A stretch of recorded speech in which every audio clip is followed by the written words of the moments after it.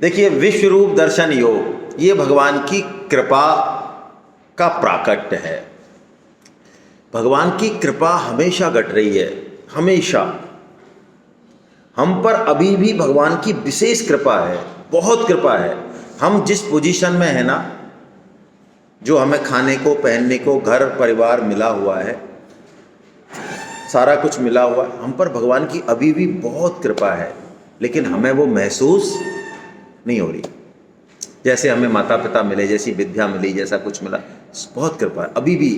जैसे पति मिले, जैसे पत्नी मिली, ये भी विशेष कृपा है भगवान की, लेकिन हमें वो महसूस नहीं होती। महसूस हो जाए तो बात बन जाए। तो अर्जुन को अब वो कृपा महसूस होती है, क्योंकि भगवान इशारा करते हैं। जैसे कि मैं आपको एक इशारा करूं हल्का सा, हम में से ऐसे कितने लोग हैं जिन्होंने फॉर्म भरा हो कि हमको गधा घोड़ा मत बनाना, हमको मनुष्य बनाना। आपको याद है भाई साहब?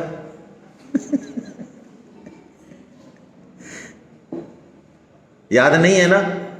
तो हमें मनुष्य जन्म मिल गया, लेकिन 84 लाख योनियों मनुष्य जन्म मिल गया। हमने तो नहीं मांगा था, ठाकुर जी देखो दे दो ना हमको, ऐसा कहा था क्या? कुछ नहीं, मिल गया। अच्छा, कितने लोग ऐसे हैं आपके कटक में अभी बैठे जिनको गीता पढ़े बिना रात को नींद नहीं आती है और खाना पचता नहीं है उनका। वो कहते हैं हमको गीता पढ़नी है भाई साहब, एकदम से टेंशन हो रहा है, रोटी पचती नहीं है, नींद आती नहीं है, पत्नी मायके चली जाए, नुकसान हो जाए, धन की याद आए, ये तो हो सकता है नींद नहीं आए, लेकिन गीता के लिए नींद नहीं आए, ऐसे कोई महावीर हैं क्या? हेलो, पूछ रहा हूं।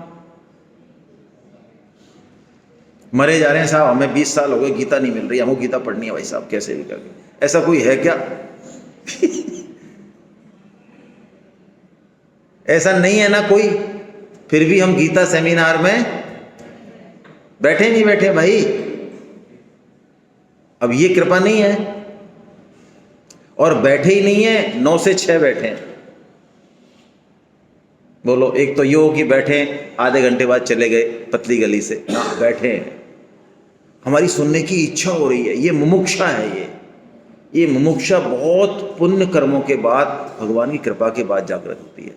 पैसा कमाने की इच्छा हो, ठीक है, सुख भोगने की इच्छा हो, ठीक है, बहुत लोगों की होती है, लेकिन भगवान की वाणी को सुनने की इच्छा पैदा होना, इसका मतलब भगवान की कृपा प्रकट है, उसको महसूस करें।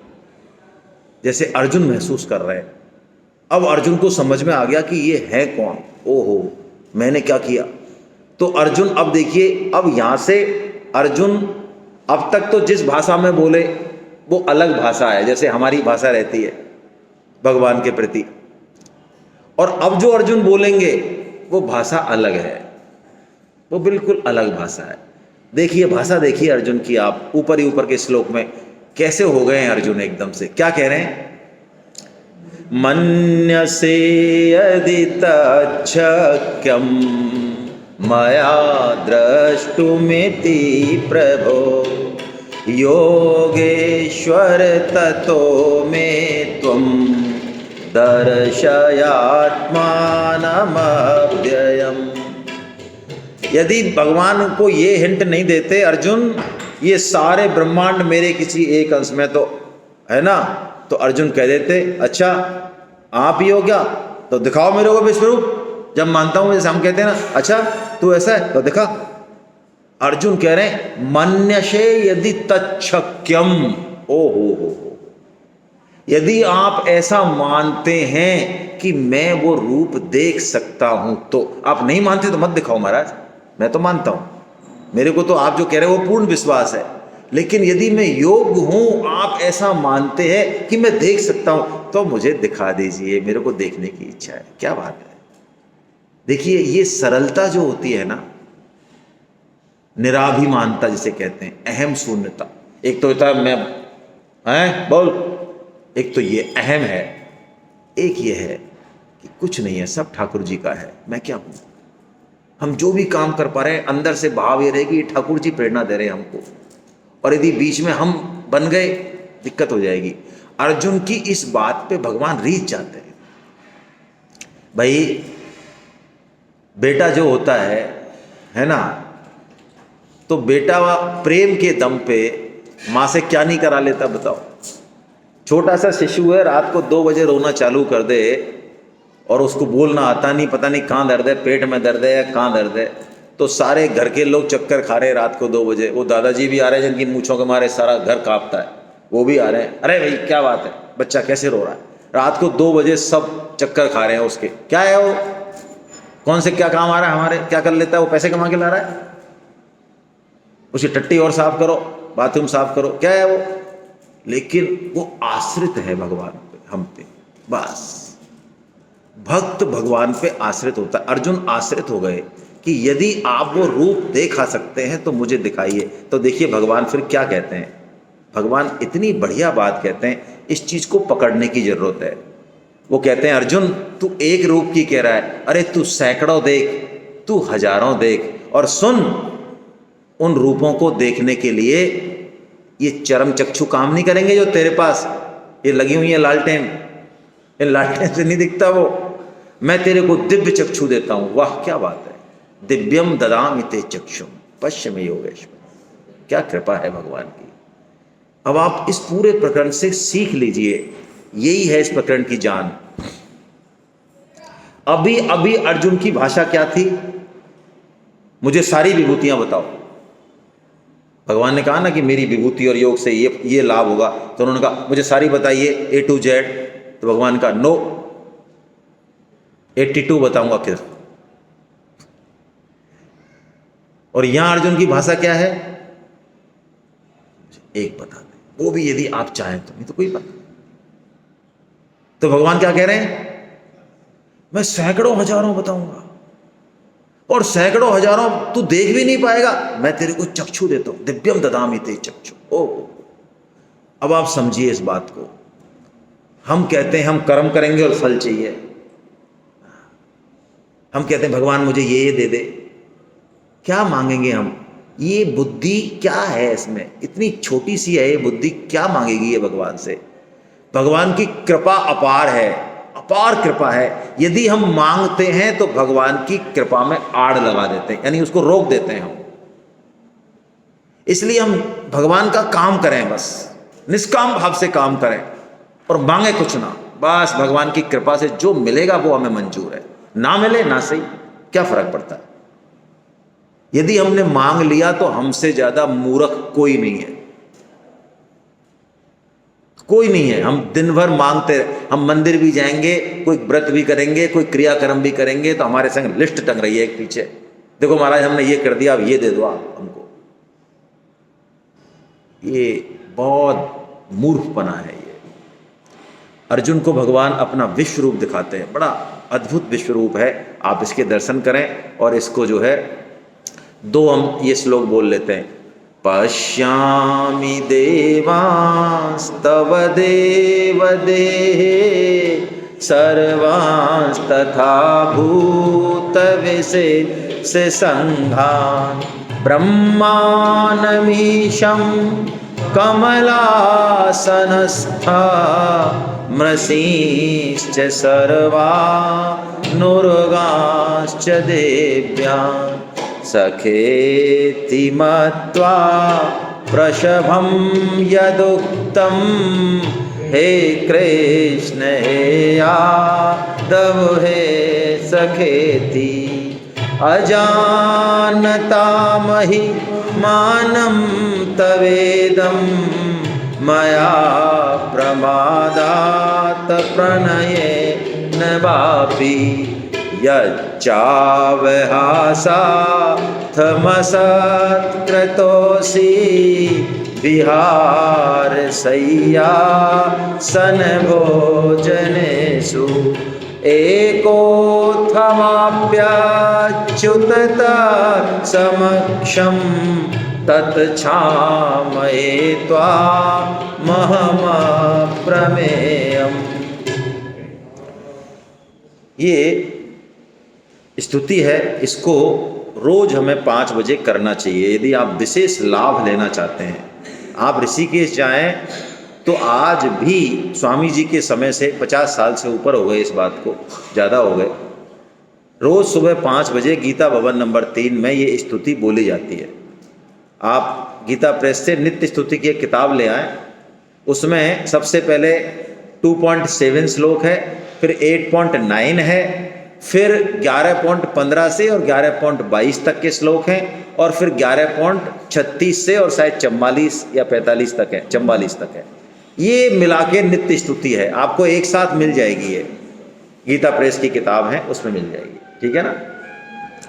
करनी चाहिए हमको ये स्तुति, बहुत जबरदस्त स्तुति है भगवान की अर्जुन के द्वारा, है ना। और भगवान अपने विश्व रूप के बारे में कहते हैं, अर्जुन ये विश्व रूप मेरी कृपा से ही देखने को मिलता है, ऐसा भगवान कहते हैं। और इस विश्व रूप को कैसे हम देख पाएं, भगवान की कृपा हम कैसे प्राप्त कर पाएं, इसके लिए भगवान एक श्लोक में हमको 5 चीज़ें बताते हैं। इसको साधन पंचक कहते हैं। साधन पंचक मतलब 5 तरह की चीज़, है ना। ये बहुत बढ़िया श्लोक है गीता का, इसको हमको समझना चाहिए। आइए समझते हैं। मत कर्म कृत मत परमो मद भक्त संग वर्जिता निर्वैर सर्वभूतेषु यस मामेति पांडव। 5 चीजें। सबसे पहली मत कर्म कृत, मत कर्म कृत। भगवान कह रहे हैं मेरे लिए ही कर्म कर। देखिए, यदि हम विभूति योग को समझ जाएं तो जो भी हम कर्म करेंगे वो सब भगवान के लिए हो ही जाएगा। अच्छा, ये शरीर, इसकी आत्मा में भगवान है या नहीं है? तो ये शरीर मंदिर हुआ कि नहीं हुआ? तो हमने इस शरीर को मान लो नहलाया, तो मंदिर की सफाई हो रही है, क्या हो रहा है? सफाई हो रही है। इसको खिलाया, इसको सुलाया, जो भी, तो भगवान का ही तो काम हो रहा है। हमने रोटी बनाई, सब्जी बनाई, झाड़ू लगाया, तो किसके लिए लगाया भाई? कौन रह रहा है उसमें? भगवान के जन रह रहे हैं, हम रह रहे हैं। तो हमारा पूरा, हम बिजनेस भी कर रहे हैं तो भी लालन पालन होगा, समाज का होगा, परिवार का होगा, हमारा होगा। यानी हम जो भी काम कर रहे हैं वो सब भगवान का ही तो काम है। इस तत्व को हम समझें। अपने लिए हमें क्या करना है? कुछ नहीं करना। भक्त तो भगवान पर एहसान करता है सुबह शाम। जो भक्त होते हैं ना असली, वो भगवान पर एहसान करते हैं। देखो महाराज, आपके शरीर को हमने नहला दिया है, अब इसको खाना खिला रहे हैं, हमारे गले नहीं देना है, खाना खिला रहे हैं, अब इसको सुला देंगे शाम को, रात को, फिर उठा देंगे, चल भाई भगवान का भजन कर। हमारा कोई नहीं, हम बीच में है ही नहीं कहीं भी। और भगवान कहते हैं हमारा, तो भगवान पे एहसान चढ़ा रहे हैं वो। देखो आपके ये 5 जने ये भूखे मरेंगे नहीं, तो इनके खाना बना रहे हैं हम, बोलो हमारे गले न देना है? तो भगवान कहते हैं हाँ महाराज। तो भक्त जो है भगवान पर कर्जा चढ़ाता रहता है ना। इतना चतुर होता है भक्त, 24 घंटे भजन चलता है उसका, और भगवान उसकी खड़े रहते हैं, क्या करे भाई। तो भगवान यही बात कह रहे हैं, मत कर्म कृत, तू मेरे लिए कर्म कर। ये 24 घंटे का साधन है। दूसरी बात, मत परमो। ये क्या बात है? मत परमो, ये क्या बात हुई? क्या मतलब है इसका? कोई बताएगा? मत परमो से क्या मतलब है? कोई बताए? आप सब बता देंगे भाई। हाँ बताएं मैडम, बताना चाह रही हैं। हाँ, प्रेम करें, ठीक बात है। वैसे तो देखिए, परायण या परमो का मतलब है हमारे जीवन में नंबर 1 पर भगवान श्री कृष्ण बैठे। अभी हमारे जीवन में नंबर 1 पर भगवान नहीं बैठे हैं, है ना। हम चेक कर लें कौन कौन बैठे हैं। तो जिनको बैठा रखा है ना, हटाओ उनको वहां से। हाँ, ज़्यादा रिलायबल नहीं है वो। जिन बच्चों के लिए पूरी जिंदगी हम निकाल देते हैं, रात और दिन नहीं देखते हैं, और वही बच्चे जब असली रूप में आते हैं अपने 20-30 साल 40 साल बाद, हैं, तो क्या कहते हैं फिर हम? तब समझ में आती है बात। अभी भगवान कह रहे हैं ना, भगवान को नंबर 1 पे बिठाओ। मनी ही सभी नाते सारे नाते जो है ना वो राम के, भगवान श्री राम के नाते होने चाहिए। जितने भी संबंध है, सुमित्रा जी से लक्ष्मण जी जब विदा मांगने जाते हैं, क्योंकि उनको भगवान श्री राम के साथ जाना है, जबकि भगवान श्री राम उनको आदेश करते हैं, लक्ष्मण पिताजी बीमार हैं, माताएं रो रही हैं, भरत शत्रुघ्न यहाँ नहीं है, कोई नहीं है, मैं वनवास जा रहा हूं, इसलिए तुम राज्य संभालो, जब तक सुरक्षा करो सबकी। तो लक्ष्मण एक ऐसी बात कह देते हैं भगवान से कि भगवान कुछ बोल नहीं पाते हैं। वो कहते हैं महाराज आपने बातें तो बहुत अच्छी कही, ये करो वो करो, लेकिन ये बातें उनके लिए जो बड़े हो गए, वो धर्म का पालन करें, मैं तो शिशु हूं आपका,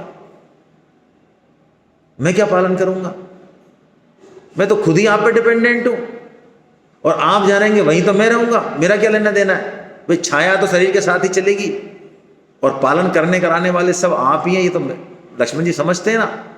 तो भगवान कुछ नहीं बोलते और कहते हैं ठीक है भैया तू विदा लिया तेरी माँ से, चल भैया तू भी साथ चल, क्या करें तो। और वो माँ सुमित्रा जी जब विदा मांगने जाते हैं तो लक्ष्मण अंदर डरते हैं कि कहीं माँ मेरे को रोक नहीं ले, कि तेरा थोड़ी वनवास हुआ है, तू क्यों जाता है जंगल में 14 साल। लेकिन सुमित्रा कैसी माँ है, अद्भुत माँ है, ऐसा उच्च चरित्र और रामायण में दूसरा दिखता नहीं, इतनी अद्भुत माँ है। उनका जो उपदेश है वो 5-7 चौपाइयों का विलक्षण उपदेश है। तुम मेरे भाग राम बन जाही, वो लक्ष्मण से कहते हैं लक्ष्मण तुम्हारे भाग्य से, तुम्हारे कारण राम वनवास जा रहे हैं, और जब राम ही नहीं है अवध में तो तुम्हारा यहां क्या काम, तुम्हारा कोई काम नहीं, जब जहां राम है वहीं तो तुम्हारा काम है ना। और मैं तुम्हारी माता नहीं हूं, सीता जी तुम्हारी माता हैं, और श्री राम तुम्हारे पिता हैं। जितने भी रिश्ते नाते हैं श्री राम के नाते माने। हम भी अपने हृदय में भगवान श्री राम को, भगवान जगन्नाथ जी को, भगवान श्री कृष्ण को, जहां भी हमारा मन है उनको नंबर 1 पे बैठाएं। उनके नाते ये पुत्र है, उनके नाते ये पत्नी है, उन्हीं के नाते से ये पति है। इंडिपेंडेंट रिश्ता नहीं माने। श्री कृष्ण को भुला के, जगन्नाथ जी को भुला के यदि संसार में ज्यादा प्रेम जोड़ा रिश्ते नातों में तो दिक्कत होगी, है ना। तो दूसरा सूत्र भगवान बताते हैं मत परमो, परायण का मतलब ये मद भक्ता। हमारी क्या पहचान, हमारी पहचान ये कि हम केवल और केवल भगवान के, बस जिस दिन ये पहचान हो गई हमारे मन में, हम भक्त हो गए। अभी हमारे मन में ऐसी पहचान नहीं है। अभी तो हम स्त्री हैं, पुरुष हैं, जवान हैं, बूढ़े हैं, काले हैं, गोरे हैं, अच्छे हैं, बुरे हैं, कटकवासी हैं, जयपुरवासी हैं, पिता हैं, पति हैं, पत्नी हैं, पुत्र हैं, पता नहीं क्या क्या हैं। अभी हम भगवान के, केवल और केवल भगवान के हो जाएं, वो भगवान का भक्त। और ये 3 सूत्र तो भगवान ने पॉजिटिव दिए, पॉजिटिव सूत्र हैं ये 3। 2 भगवान निषेधात्मक, नेगेटिव मतलब निषेधात्मक, ये 3 करना, 3 हटाना, इनको 2 को हटाना, 3 + 2 है ये। अब 2 बता रहे हैं, क्या कह रहे हैं, संग वर्जिता। संग वर्जिता, संग यानी आसक्ति, राग, जो हम में कूट कूट कर भरी है ना। हमको कोई भी चीज मिली, सदुपयोग के लिए मिली, सेवा के लिए मिली, लेकिन हमने सब ने पकड़ ली। घर मिला पकड़ लिया, परिवार मिला पकड़ लिया, धन मिला पकड़ लिया, शरीर मिला पकड़ लिया, पति पत्नी सब कुछ, सब में हमारी भयंकर आसक्ति है, भयंकर। भगवान ने कहा संग वर्जिता, इस आसक्ति को छोड़ दे। तेरा कोई नहीं है, तेरा केवल और केवल मैं हूं, और मैं ही रहने वाला हूं। भाई प्याऊ होती है आपके यहाँ क्या बोलते हैं, जब पानी प्याऊ बोलते हैं, तो प्याऊ पे जब आप मिलते हो, आजकल तो मिलते ही नहीं है, ना तो पैदल चलते हैं और ना प्याऊ रही, तो करें क्या। लेकिन चलो कल्पना करो पहले प्याऊ पे मिलते थे तो बिना जानकारी के भी कैसी बातें करते थे, और भैया कहाँ से आ रहे हो, हम इधर से आ रहे हैं पुरी से, कहाँ जा रहे हैं बड़ा अच्छे से, और अच्छा खेती करते हो, ये करते हो, 2-5 मिनट तसल्ली से 10 मिनट वहाँ पे हम आपस में बड़े प्रेम से बात करते थे। उसके बाद उसको इधर जाना और हमको इधर जाना है, कोई मतलब ऐसे ही। अब आप समझिए, देखिए हम विवेकवान है ना, तो समझिए ऐसे ही ये पूरा जीवन जो है ना हमारा, ये प्याऊ की तरह है। इसमें पत्नी आई, पति आया, धन आया, बच्चे आए, वो 10 मिनट का है इसलिए लगता है 10 ही मिनट है। ये बस 70 साल का है, 60 साल का है इसलिए ऐसा लगता है, कुछ नहीं है। ये प्याऊ की जैसा है, आना और जाना, खत्म, कुछ नहीं है बीच में।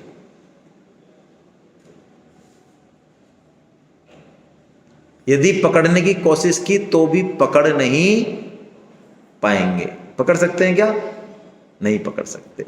संग वर्जिता, ये भगवान ने कहा, आसक्ति ना करें। और देखिए, यदि हमारी जिसके प्रति जो ड्यूटी है, इसमें एक और मार्मिक बात है जो स्वामी जी कहते हैं, जिसके प्रति हमारी जो ड्यूटी है, जो कर्तव्य है, वो यदि हमने ठीक से कर दिया तो हमारी आसक्ति हट जाएगी। समझ में आ रही है बात? मैं दोबारा रिपीट कर रहा हूं, हमारी जो ड्यूटी जिसके प्रति है ना, बच्चे के प्रति, पति के प्रति, पत्नी के प्रति, उसका कर्तव्य पालन हमने ठीक से कर दिया निष्काम भाव से, तो आसक्ति हट जाएगी। और ठीक से नहीं किया तो आसक्ति बनी रहेगी। इसलिए अपनी ड्यूटी ठीक से करें तो आसक्ति हट जाएगी। अंतिम बात, निर्वैर सर्वभूतेषु, किसी से द्वेष ना करें। देखिए, तुलसी या संसार में भांति भांति के लोग, सबसे हिलमिल चालिए नदी नाव संजो। ये सृष्टि जो है ना, ये जैसे कपड़ा नहीं होता है तो उस पर दो वो चलते हैं, ताना और बाना चलते हैं ना, कपड़ा बुनने के लिए 2 धागे चलते हैं। ऐसे ही ये संसार जो है ना, इसमें राग और द्वेष से बना है ये, समझे? यानी इस संसार में अच्छा और बुरा हमेशा रहेगा। यदि अच्छा बुरा खत्म हो जाए तो ये संसार खत्म हो जाए। हम ये नहीं कह सकते कि यार सब लोग अच्छे हो जाएं। अरे कहां से हो जाएंगे अच्छे? सब लोग बुरे हो जाएं, कहां से हो जाएंगे? सब बुरे भी नहीं हो सकते। अच्छाई और बुराई हमेशा यहां मौजूद, इसी का नाम संसार है। इसलिए ज्ञानी क्या करता है, बुरे लोगों से भी वो द्वेष नहीं करता है, क्योंकि वो उनका स्वभाव है। भाई ऐसे बिच्छू डंक दे आपको और आपको दर्द हो डंक में, तो आप बिच्छू को गाली देते हो, अरे तूने कैसा डंक दिया यार, मेरे को बड़ा दर्द हो रहा है। उसका काम है, वो डंक मारेगा, दर्द होगा, चिल्लाना पड़ेगा, दूर रहो उससे, है ना। तो ऐसे दुष्ट व्यक्ति का जो स्वभाव है वो है, हमको उसके दुष्ट व्यक्ति से भी हमको द्वेष नहीं करना है अंदर से। क्यों नहीं करना है? दुष्ट व्यक्ति भी भगवान का अंश है, इसमें कोई दोहराया नहीं है। और वो भी कब तक दुष्ट रहेगा, कब तक नहीं रहेगा, ये भी हमको पता। इसलिए हम उसका संग नहीं करें, ये ठीक बात है, दूर रहें उससे, लेकिन द्वेष ना करें। ऐसा कह के भगवान जो है इस साधन पंचक को पूरा करते हैं, है ना। हरे कृष्णा हरे कृष्णा हरे कृष्णा।